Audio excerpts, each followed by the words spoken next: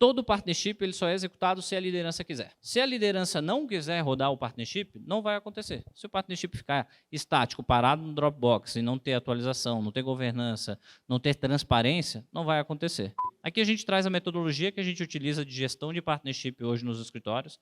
Então, quando a gente entra, assume, ou vai fazer um planejamento estratégico dentro de uma assessoria, ou quando assume um middle, é essa metodologia que a gente utiliza. A metodologia ela não tem uma resposta pronta, ela é uma forma de chegar no resultado. Então, qual que é a primeira etapa de se analisar essa metodologia? A primeira parte é a análise estratégica. O que é uma análise estratégica dentro do escritório? É você entender números de mercado, a gente já vai entrar nisso logo em seguida, mas também você entender para onde que a sua empresa quer ir. Por exemplo, você vai ser uma empresa de dividendos? Você vai ser uma empresa que prevê venda de equity da empresa lá na frente? É uma empresa de growth?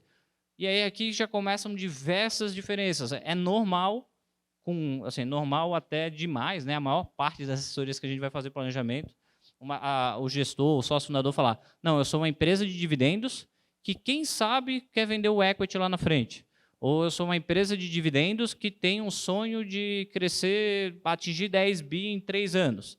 Então, aqui, quando você começa a estruturar a estratégia da empresa, você começa a modelar toda a empresa como um todo.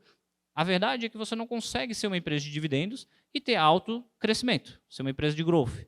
Então, não quer dizer que você não consegue vender sua empresa. Aqui, depois a gente vai falar, você consegue vender qualquer ativo, né? Mas a questão de você ser uma empresa de dividendos, você, querendo ou não, você faz menos reinvestimentos. Se você faz menos reinvestimentos, você cresce menos ao longo do tempo. Não tem certo ou errado entre escolher ser uma empresa de dividendos ou ser uma empresa de growth, mas aqui a gente traz o conceito para você entender e saber analisar, tanto sob a perspectiva do sócio fundador, do gestor que está lá planejando a empresa, ou do assessor entender com quem que ele está conversando, se o conceito está bem claro na cabeça do gestor, do sócio fundador que ele está trabalhando também, até para auxiliar e planejar a carreira. Entre outra parte estratégica é segmentação. Você vai ser uma empresa de varejo, alta renda, private. Como que você vai se posicionar nesses segmentos? Como que você vai controlar esses indicadores de cada segmento? Então, essa análise estratégica entende desde sob a perspectiva do que a empresa quer para ela e o que os sócios fundadores querem para ele, para a empresa como um todo, e também sob a perspectiva de mercado. Como que você vai posicionar a sua empresa sob a perspectiva de mercado como um todo. Então, essas duas visões de análises estratégicas, e aí sim você consegue ir para o ponto 2, que é a parte de remuneração. Se você escolher uma empresa de growth, você é uma empresa growth, o seu plano de remuneração vai ser mais agressivo. Você vai ter uma capacidade de ter um plano de remuneração mais agressivo, uma necessidade de ter um plano mais agressivo de remuneração. Perfeito? Se você é uma empresa private, seu plano de remuneração é completamente diferente de uma empresa varejo, de uma empresa alta renda. Você tem que entender essas diferenças para conseguir atuar nessas diferenças nos diferentes segmentos ou focar num segmento específico. Perfeito? E aí, a partir desse momento, que você consegue fazer o plano de expansão, o plano de crescimento da empresa. Porque não tem como você fazer um plano de expansão sem ter muito bem claro a regra de remuneração da empresa. Como você paga um comercial, como você paga um operacional, como você paga um executivo, como que você paga bônus, como é que você distribui remuneração de incentivo, como que tudo isso afeta o caixa ao longo do tempo. Mais uma vez, se for uma empresa de dividendos, você vai ter o quê? Uma linha lá no final do seu lucro, que parte do lucro vai ser dividendos. Se você botou dividendos, isso não vai ser reinvestido, não vai para o caixa e vai ser reinvestido. Então, a estratégia lá de trás vai ter consequências no ponto 2, que vai ter consequências no ponto 3, que vai ter consequências no ponto 4, que é a transparência da empresa. Que é como que esses números são passados e dados à transparência para a empresa ao longo do tempo. Como é que vocês conseguem analisar o executado versus planejado? Qual que é o resultado financeiro que está tendo para a empresa? Como é que isso está acompanhando dentro da DRE? Uma empresa de growth, muito provavelmente, ela tem uma margem negativa ou uma margem próxima de zero. Perfeito? Mas como é que essa margem vai caminhar ao longo do tempo? Vai ser uma margem que chega a 20%, que chega a 30%? Como é que está a margem de hoje? Como é que está isso por área? Como é que está a mesa de renda variável, a mesa de fundo imobiliário, a área de fundos? Qual é a margem de cada profissional comercial dentro da empresa? Porque quando você começa a fazer esse acompanhamento, é aí sim que você consegue chegar ao objetivo final, que é o partnership. Porque é a partir desse momento que você consegue falar qual que é o valuation da sociedade, quem foi bem, quem foi mal, quem que tem que subir, quem que tem que ser diluído dentro da sociedade, como que essas estruturas vão ser negociadas, e aí vem a parte que todo mundo entende ou tenta facilitar o partnership, que são os contratos, que é aí onde você formaliza, todo mundo simplifica partnership com um contrato. Contrato que é acordo de sócio, contrato social e os termos preliminares. A gente vai falar isso na última sessão da apresentação, o que são esses contratos, o que são essas cláusulas, mas o partnership ele é muito mais que contrato.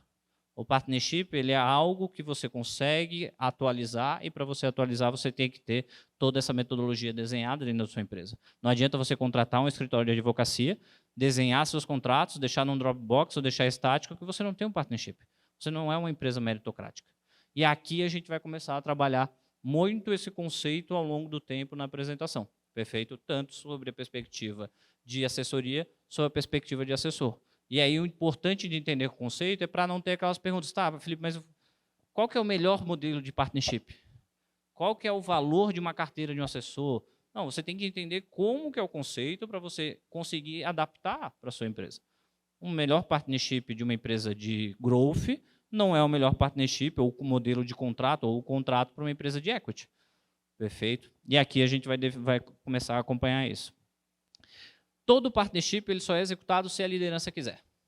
Se a liderança não quiser rodar o partnership, não vai acontecer. Se o partnership ficar estático, parado no Dropbox e não ter atualização, não ter governança, não ter transparência, não vai acontecer. Então, o partnership ele serve basicamente para gerar sucessão. Perfeito? E sucessão, ninguém está falando que é o sócio fundador parar de ser majoritário da empresa. A gente está falando de sucessão é que, ao longo do tempo, o equity da empresa vai mudando. Mas antes de ter equity na empresa, mudança de equity, tem que ter sucessão de função. Que é, o primeiro momento é abrir mão da carteira comercial, se tornar gestor, né? A frase clássica que é parar de ser médico e ser dono de hospital. Depois, assumir outras áreas e fazer sucessão de áreas e de pessoas dentro da empresa. Então, exemplo, fazer sucessão de CEO, fazer sucessão de áreas operacionais. Só assim você vai ter sucessão de equity. Perfeito? Isso só vai ser possível ser feito se tiver transparência. O que é a transparência? Transparência é como é que o resultado foi feito. Qual era o planejado, qual foi o executado, qual foi o resultado que aconteceu. E se a liderança quiser, não tem transparência. Se a liderança não quiser, não vai ter sucessão.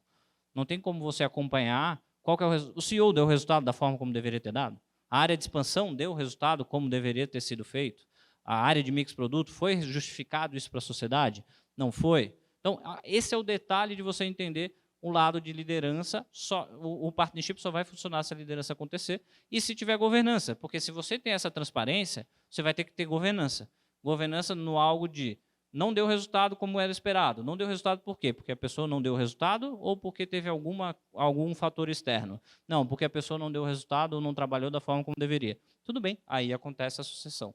Aí que você troca a pessoa de função e traz uma pessoa nova de fora ou forma uma pessoa de dentro para que essa sucessão realmente aconteça e aí sim você consiga rodar todo o partnership ao longo do tempo da empresa.